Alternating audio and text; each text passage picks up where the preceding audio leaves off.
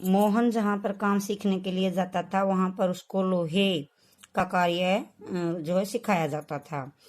एक दिन जब मोहन वापस लौटकर अपने घर आया छुट्टियों में, तो उसने अपने पिताजी को बोला कि वो वापस लखनऊ नहीं जाएगा।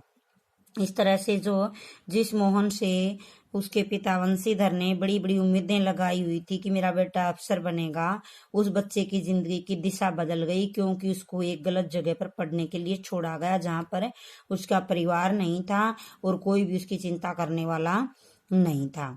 जब मोहन वापिस आकर के अपने खेतों में काम करने लगा, तो एक दिन जब वो खेतों में काम कर रहा था तो उसका जो हथियार था उसकी धार बहुत ही कमजोर लग रही थी, इसलिए वो लोहार के यहाँ गया। उसने जाकर देखा कि जो उसके साथ पढ़ने वाला उसका दोस्त धनराम था वो वहां पर लोहार का काम कर रहा था।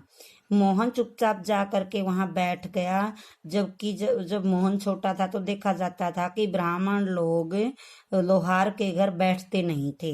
उसकी इस हरकत को देखते ही धनराम हैरान रह गया। दूसरा जो कारण हुआ ये हुआ कि धनराम एक लोहे की छड़ को गोलाई में मोड़ने की कोशिश कर रहा था, लेकिन वो काम उससे नहीं हो रहा था और मोहन बैठकर देख रहा था। थोड़ी देर बाद मोहन ने क्या किया, उठा और उस छड़ को पकड़कर जिस तरह से धनराम चाहता था उसी तरह से मोड़ दिया।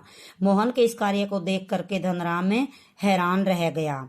उसकी आंखें उस छड़ को देखती रह गई, निहारने लगी कि किस प्रकार एक ब्राह्मण का लड़का एक लोहे का काम कर सकता है, और उसको उसके जीवन की जो दिशा थी उसको देखकर हैरानी हुई।